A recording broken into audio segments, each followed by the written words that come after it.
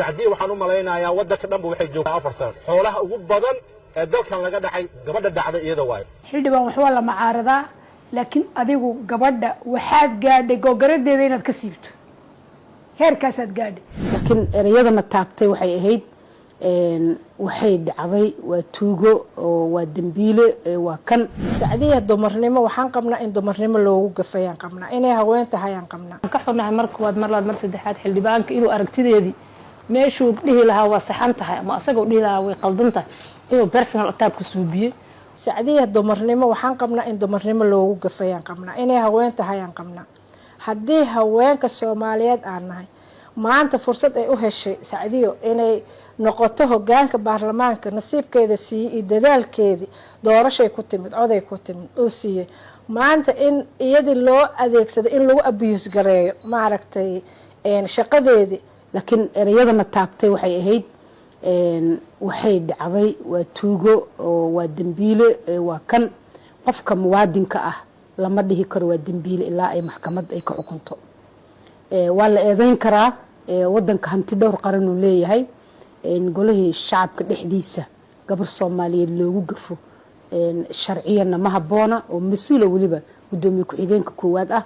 tan labaad waa halka il aan maanta daawanayno ilaa iyo 60ka kursiga ugu horeeyay oo aan helnay waay marka annaga wuxuu nagu yahay gaar oo waxay noo tahay qof aan fiirsanayno ku xisaabtamayno dhamaanteen inteena iyo in ka badanba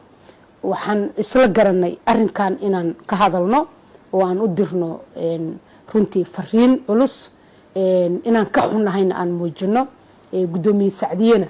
waxa loogu gafayna ma ayna ahayn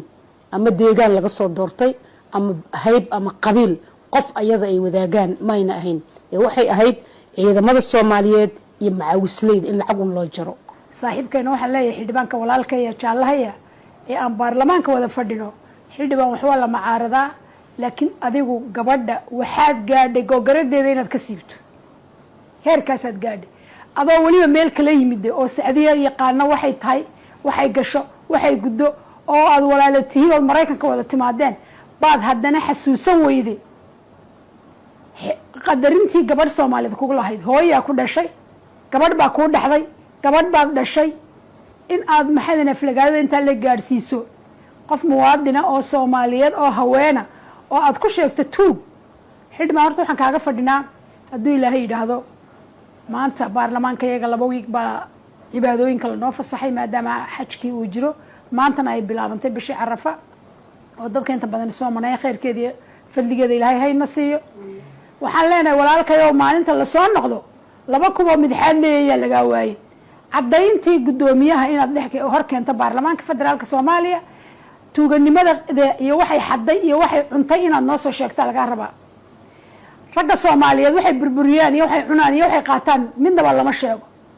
haweenka Soomaaliyeed sharci haday keenaan baarlamaanka maalinta gabadh Soomaaliyeed oo wasiiradii sharci keento ayuu raggu geesa la soo baxaa